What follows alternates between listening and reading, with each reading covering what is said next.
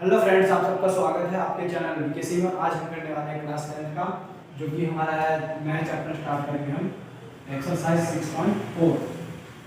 चलिए 6.4 मैंने 6.3 में सारी वीडियो मैंने अपलोड कर दी है, आप नीचे जाकर देख सकते हैं और प्लेलिस्ट में मैंने डाल दिया है। और मैंने आज हम नया चैप्टर स्टार्ट करेंगे, तो चलिए स्टार्ट करते हैं। और अपने दोस्तों में जरूर शेयर करें, सब्सक्राइब करें, क्योंकि हमारा 100 सब्सक्राइबर हो चुका है, तो और भी हम बेहतरीन करने का प्रयास करेंगे। ठीक है, तो चलिए स्टार्ट करते हैं अपना क्वेश्चन नंबर 1 से। तो चलिए हमारा है पहला प्रश्न। पहला प्रश्न है कि मान लीजिए कि ट्रायंगल ए बी सी समरूप है ट्रायंगल डी ई एफ, इसके क्षेत्रफल क्रमशः 64 है सेंटीमीटर है, तो ई एफ 15.4 सेंटीमीटर है, तो बी सी क्या है। देखो क्या बोला है, दो ट्रायंगल है, सिंपल सा है, दो ट्रायंगल। ठीक है, तो बना लो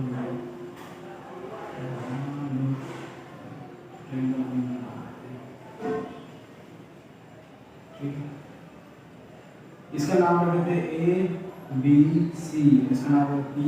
क्यू आर। ठीक है, अब बोल रहा है कि दोनों क्या है, इसका E F A B C D E F, sorry इसमें डी एफ बोला है, हमने डी एफ,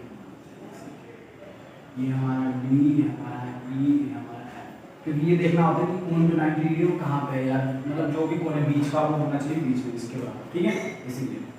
अब देखो क्या है, क्षेत्रफल हमें ये रखा है, तो ये देखो ई एफ हमें दे रखा है कितना, ई एफ हमें दे रखा है 15.4 और ई एफ हमें बी सी तो हमें निकालना है। तो देखो क्या, सबसे पहले हम क्या करेंगे कि जो क्या है दिया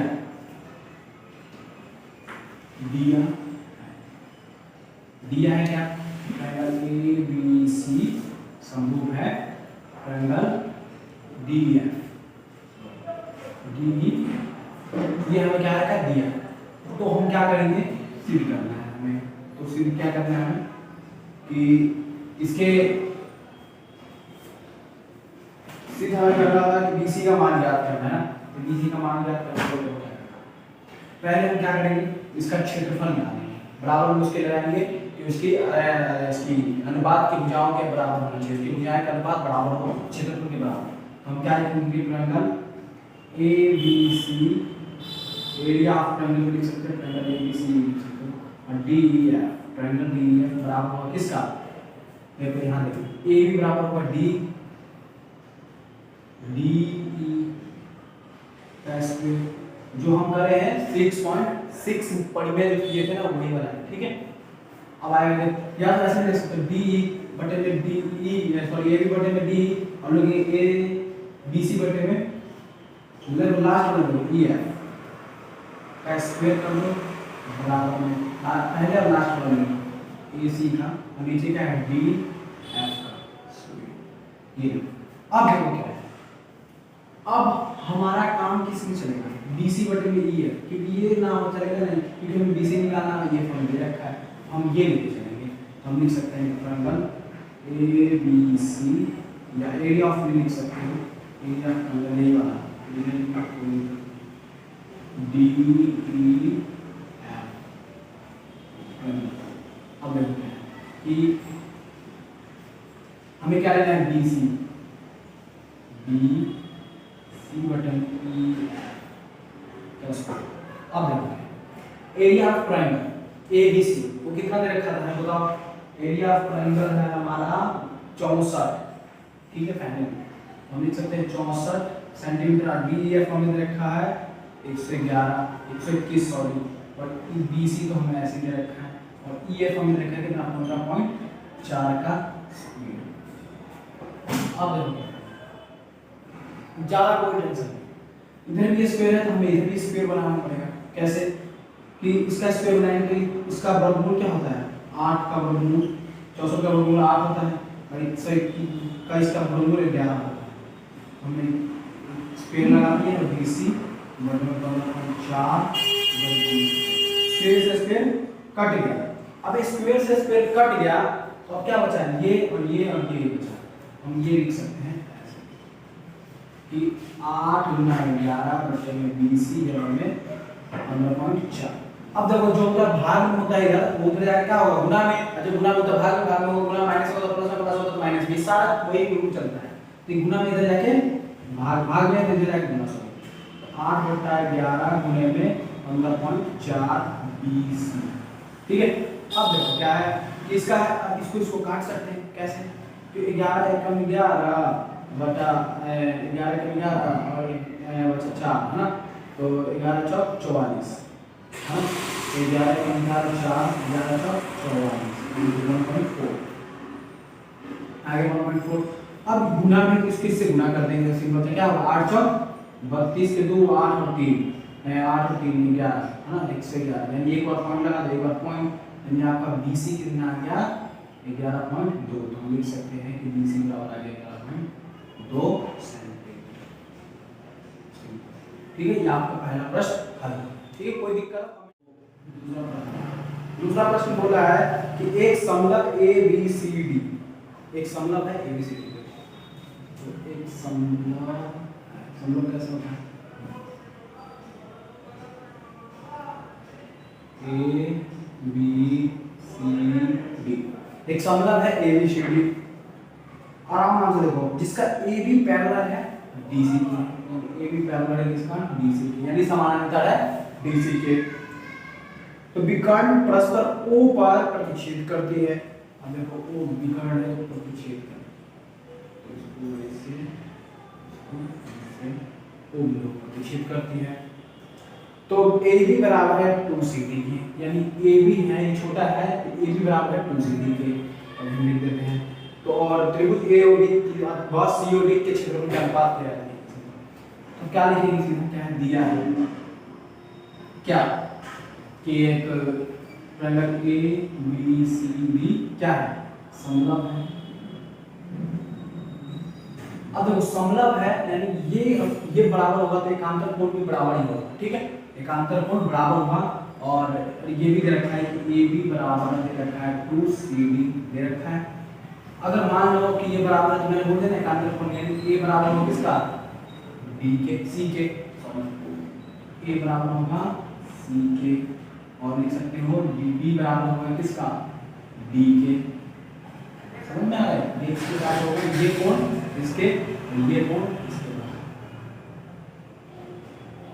ठीक है, क्योंकि समलंब है, ये दोनों बराबर है। अब क्या बोला है कि ट्रायंगल AOBCD में इसमें काम में क्षेत्रफल याद करके अनुपात के बराबर बनाना है, अनुपात के बराबर बनाना है क्या, तो देखो हम सीधा प्रमाण पे काम करते हैं, पता कहाँ काम करेंगे AOB और COD में, बोला है AOB COD, तो ट्रायंगल AOB तथा ट्रायंगल COD में सिंपल AOB और COD। अब देखो AOB में, अब AOB में क्या दिक्कत है, तो AOB में और COD में देखो तो एंगल A बराबर एंगल C के, लिख सकते हैं एंगल A बराबर एंगल C के, क्यों एकांतर कोण, सिंपल एकांतर कोण हमने लिख दिया एकांतर कोण। अब एंगल B बराबर होगा एंगल D के, ये लिख सकते हैं एंगल B बराबर होगा एंगल D के, क्या ऐसे देखो लास्ट का देखो बराबर है पहले का वैसे होगा। ठीक है, एकांतर कोण, एकांतर कोण। ठीक है, अब देखो अभी समरूप हम पहले इन दोनों को क्या करेंगे समरूप सिद्ध कर रहे हैं। ठीक है, समरूप बनाएंगे। ठीक है, उसके बाद हम क्या निकालेंगे एरिया ऑफ क्षेत्रफल निकालेंगे ABC का। अब देखो क्या है AOB का, अब देखो क्या है कि अब दो ट्रायंगल आ गया, दो ट्रायंगल से हम क्या निकाल सकते हैं समरूप, कौन सा समरूप एंगल से, तो लिख सकते हैं एंगल समरूप का कसौटी से, समरूपता कसौटी से क्या है ट्रायंगल AOB समरूप हो गया ट्रायंगल COD, ये हो गया इतना लिख दे। ठीक है, इतना कर इसके बाद क्या बोला देखो गौर से कि एरिया ऑफ ट्रायंगल AOB और COD बराबर है AB स्क्वायर। अब देखो क्या है कि हमने 6 वाली जो फार्मूला है मैंने मतलब देख लो इतना था। देखो क्या area of triangle AOB, area of triangle क्षेत्रफल, एरिया ऑफ ट्रायंगल COD। देखो क्यों, क्योंकि यहाँ पे दे रखा है इसका साइड में देखोगे ये दे रखा है, इधर ठीक है यहाँ पे दे रखा ये दे रखा है, तो हमें देखो क्यों देखो बात क्या है, इसमें दे रखा है A B square C D square, तो हम लिख सकते हैं यहीं से फार्मूला से ए बी स्क्वायर और सी डी स्क्वायर। क्यों? क्योंकि जब तुम करोगे तो कैसे होगा, देखो जो इसका पैरेलल होगा कि ए बटे में सी ओ स्क्वायर आएगा, ओ बी बटे में ओ डी स्क्वायर आएगा, ए बी बटे में सी डी स्क्वायर आएगा। बात में समझ में आ रहा है? बातों को अनुपात कर रहे हैं, ठीक है, अनुपातों का स्क्वायर है, तो मैंने सीधा ऐसे लिख दिया, ठीक है। जब करोगे तो अपने आप आता है अनुपात का, जैसे 6.6 में अनुपात निकालते हैं यार, ए बी ए ओ बराबर होगा सी ओ के, ए ओ बराबर होगा सी ओ के अनुपात, और ओ बी बराबर होगा डी ओ का, ओ बी का, A B square C D square, तो हमने ले लिया स्क्वायर सी डी स्क्वायर, ले लिया, सिंपल सा, कोई दिक्कत नहीं, ठीक है। अब देखो कि अब हम लिख सकते हैं क्या कि देखो हम ये भी लिख सकते हैं, अगर देखो समानांतर है, ये समानांतर होता है, तो हम ये भी लिख सकते हैं कि ए और बी बराबर होगा सी और डी के, हम ये भी लिख सकते हैं, दिया में लिख सकते हैं, दिया है कि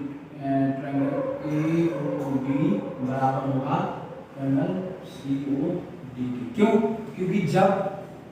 उसकी भुजाएं बराबर होती है, ठीक है, जब भुजाएं बराबर होगी उसकी कोण भी बराबर होता है, त्रिभुज भी बराबर होता है, ठीक है, इसीलिए आमने सामने की भुजाएं बनती है, ये भी बराबर होगा, इसलिए मैं लिख दिया। अब देखो क्या है, अब ए बी है, अब ए बी बराबर क्या दे रखा है 2cd, तो मैं लिख सकता हूं कि ए बी की जगह पे क्या 2cd, तो 2cd और नीचे है cd का स्क्वायर, 2cd और cd का स्क्वायर। अब ये एरिया ऑफ लिख सकते हो, वैसे ये लिखने की कोई जरूरत नहीं है, ठीक है, देखेंगे ए ओ बी, मैं बात समझाने के लिए बोल रहा हूं, A O B area of C O D, ठीक है, सी ओ डी मैं समझाने के लिए लिखा है, कोई दिक्कत नहीं, मत सुनो भी मत करो, बाद में लिखेंगे, ठीक है। अब देखो यहाँ अब ये सी डी से सी डी कट गया, क्यों आया बी बराबर 2cd, ये वाला बता दिया यहाँ, ठीक है, अभी उतारना सी डी से सी डी कट गया, तो 2 को 2 से कटेंगे कितना आएगा बताओ जल्दी से बताओ, तो area of triangle A O B और area of triangle D C O D,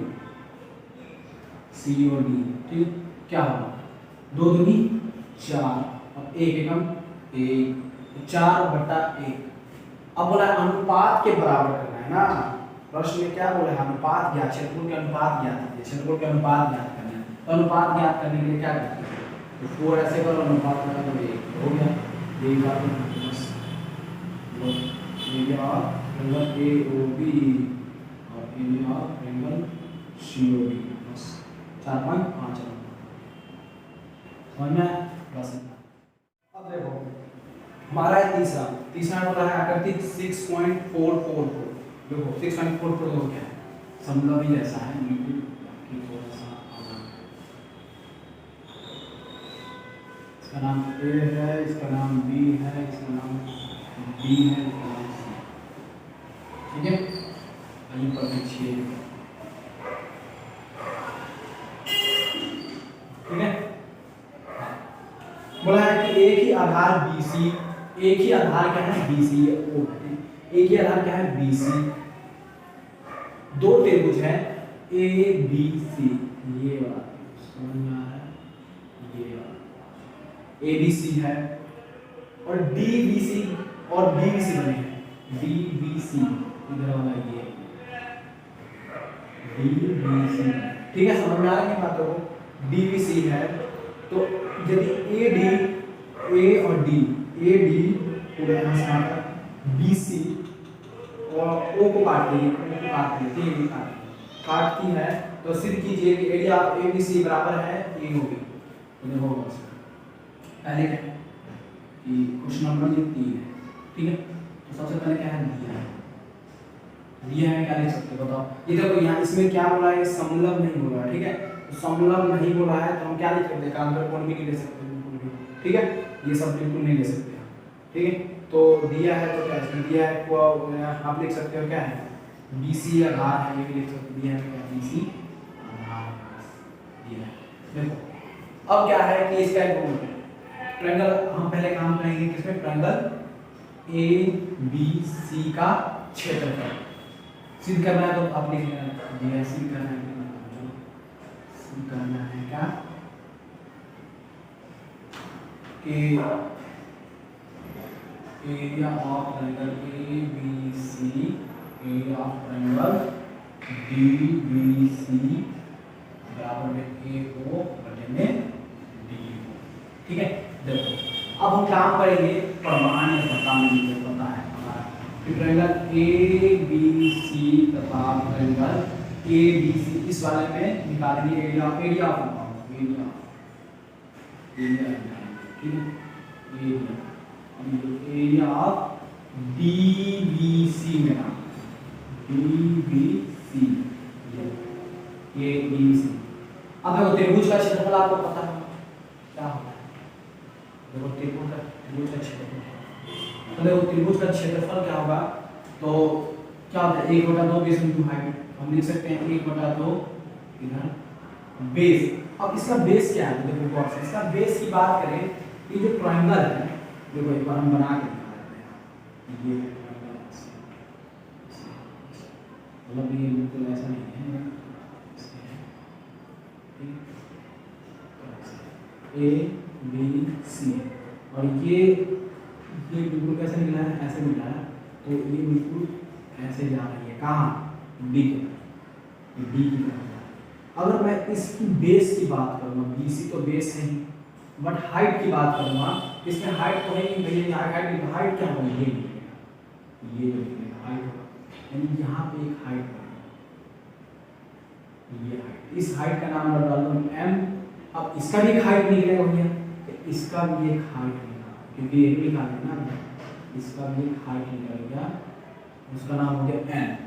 मार मेरी बात को समझ में आ रहा है, ये हाइट बन गया, इसको मैं ये देखो ये चीज यहाँ समझ में आ रहा है, यही चीज एम आ गया। अब इसका भी निकाल दिया, एम इसका नाम लिख दिया, ठीक है, तो आप ये लिख सकते हो, ऐसा रचना में लिख लेना, इसमें रचना में लिख सकते हो, क्योंकि एबीसी का जब क्षेत्रफल निकालेंगे तो बेसिक इंटू हाइट की तो जरूरत पड़ेगा ही पड़ेगा, तो पता है, तो आप लिख सकते हो, ऐसे रचना में लिख दो, मैंने नहीं लिखा, लिख लो रचना क्या, कि ए एम परपेंडिकुलर है किसके ऊपर, बीसी पर, और तथा और डी एन परपेंडिकुलर है किसके, डी एन बीसी पर, आप लिख लो, ठीक है। अब क्या हो रहा है, त्रिभुज का क्षेत्रफल 1/2 बेस इंटू हाइट, बेस क्या है बीसी, इसमें भी बेस क्या है बीसी, और हाइट क्या है इसका ए एम, हाइट क्या है इसका डी एन, तो बीसी कट गया, 1/2 कट गया, तो बचा क्या ए एम बटे में डी एन, इसको मानो समीकरण 1। अब देखो भाई कि मैंने क्षेत्रफल निकाला, बट क्षेत्रफल जब निकाला तो मुझे ए ओ बटे में डी ओ तो आया नहीं, सिंपल सा बात है, ठीक है, ए ओ बटे में डी ओ तो आया नहीं, तो इसका मतलब ये है कि इसका क्षेत्रफल ये आ रहा है और इसका क्षेत्रफल ये आ रहा है, इसका मतलब जो ये वाला है इसको मुझे कैसे भी करके क्या करना पड़ेगा, ये देखना पड़ेगा कि बराबर कैसे करें, बराबर, क्योंकि जब इसके बराबर करूंगा तभी मैं ये मतलब देखो इसके बराबर ये करूंगा चाहे इसके बराबर ये, तो ना हमारा जो आंसर ये निकलेगा। तो पहले हम ये देखेंगे कि ए ओ बराबर डी ओ कहाँ है, तो ए ओ बराबर में डी ओ कहाँ है, ए ओ बराबर में ये, ए ओ बराबर में डी ओ ये ना, ठीक है। अब ए एम बटे में यहाँ है और डी एन कितना है यहाँ है, यानी ये वाला त्रिभुज को हम क्या करेंगे, ट्रायंगल को बनाना। मेरी बातों को समझ में आ रहा है, यानी इन दोनों त्रिभुजों को क्या कर देंगे हम समरूप सिद्ध कर देंगे, तो हमारा क्या निकल आएगा ए यू बटे में बी यू। बात समझ में आ रहा है बात, यानी इन दोनों को क्या कर देंगे हम समरूप सिद्ध, देखो कैसे, तो लिख लो triangle A O B, A O M तथा ट्रायंगल डी ओ एन, देखो ओ है ए है ये, ठीक है। अब डी ए ओ एन एक ले लिया और डी ओ एन, ठीक। अब हमें समरूप सिद्ध करना है, तो समरूप सिद्ध करने में सिंपल सा बात क्या है कि हम ये कोण ले सकते हैं कि कोण n बराबर है कोण n के क्या, कि दोनों क्या है 90 डिग्री। समरूप सिद्ध करने में दो ही चीज जरूरत होता है, और देखो और क्या है, और बताओ कुछ हो सकता है, हाँ कोण a बराबर कोण d के भी हो सकता है, क्यों बराबर है दोनों, कोण a बराबर कोण d के, ठीक है। कौन सी बराबर से ये कोण a बराबर कोण d के ना, तो कौन एम और कौन बी। तो ये लिख सकते हो किससे,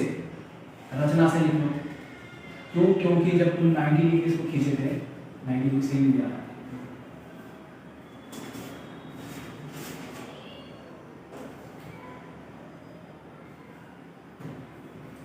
देखो तो कौन एम बराबर कौन एम का क्या आ गया, दोनों 90 डिग्री, दोनों 90 डिग्री आए तो हम क्या लिखेंगे, क्या लिखेंगे बताओ। कोण ओ इसमें भी है, कोण ओ इसमें भी है, हम ले लेंगे कोण ओ बराबर कोण ओ क्या, शीर्षा भिमुख कोण। क्यों, क्योंकि सामने सामने क्या है, सामने सामने ओ हमारा बराबर है। तो हम क्या लिखेंगे कि एंगल समरूपता कसौटी से। देखो अब समरूपता कसौटी से जब ये बराबर हो गया तो हम क्या लिख सकते हैं, ट्रायंगल AON समरूप है ट्रायंगल DON के। ठीक है, ये समरूप हो गया तो हम क्या लिखेंगे, देखो इसका मतलब हम अनुपात में लिख सकते हैं कि AO बटे में D लिख सकते हैं, सिंपल सा है ना। देखो अब इनको हम अनुपात में लिखते हैं। ठीक है, अब देखो क्या AM बटे में क्या है DM, चाहे यहीं पे देख लो सीधा AO यहीं पे लिख लो, ऐसे देख लो सीधा इसे AO बराबर क्या आएगा, मतलब DO बराबर में OM बराबर क्या आ सकता है ON, और ये AM बराबर क्या आएगा, यहीं से देख लो DN, यानी हम अनुपात में इसी को करते हैं। अब देखो इसको मान लो समीकरण 2, अब समीकरण 1 है समीकरण 2, तो यहाँ लिख सकते हो कि समीकरण 1 और 2 से देखो क्यों, क्योंकि AM बटे में DN, तो यहाँ पे भी आएगा AM बटे में DN, यानी कि सबके बराबर है। मेरी बात को समझ आया, तो ये आ रहा है तो यहाँ AO बटे में DO यहाँ पे भी है, यानी ये कोण के बराबर ये है और ये हमने दे रखा है, तो ऑलरेडी इसके जगह पे ये लिखूंगा तो इग्नोर करूंगा, तो AM बराबर D बराबर में DN हमने कर दिया, तो हम ये इसके जगह पे जो भी है यहाँ पे पुट कर सकता हूँ। मेरे बातों को समझ में आ रहा है, देखो AM बटे में DO बराबर हो गया, हम यही तो सिद्ध करना चाह रहे थे कि AM बटे में DO कैसे भी बराबर हो जाए, बराबर हो गया यहाँ पे, तो हम ये लिख सकते हैं समीकरण 2 से। तो हम क्या लिखेंगे इसमें नॉर्मली कि triangle area of triangle ABC पहले एरिया ऑफ AOB लिखेंगे ना, triangle AOM area of triangle AOM और एरिया ऑफ ट्रायंगल DOM। अब देखो अब हमें जो चाहिए ये यहाँ लिख लेते हैं क्या है कि AO बटे में DO बराबर में क्या है AM बटे में DM, ये लिख लो। अब लिख लेते हैं area of triangle ABC here ABC और एरिया ऑफ ट्रायंगल क्या है DBC, ये क्या लिखना है AO बटे में DO। तो हम ये लिख सकते हैं कि A यहाँ पर व्यवस्था कर एक से हम ये पुट किया, तो ये बराबर इसके है, तो मैं इसके जगह पे मतलब इसके बराबर है तो मैं ये बराबर कर दूंगा, तो मैं लिख देता हूँ कि तो बस ये लिख देना, बस इतना ही,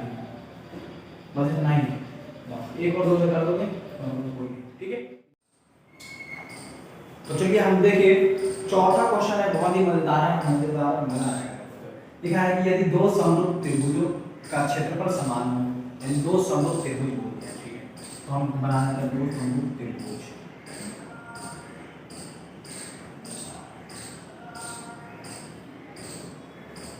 इसका नाम दे दो A, इसका नाम दे दो B, इसका नाम दे दो C, इसका नाम दे दो P, इसका नाम दे दो Q, इसका नाम ठीक है।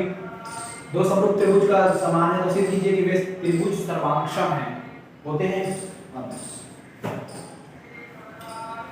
तो हम क्या लिखेंगे, सबसे पहले क्वेश्चन नंबर 4 है,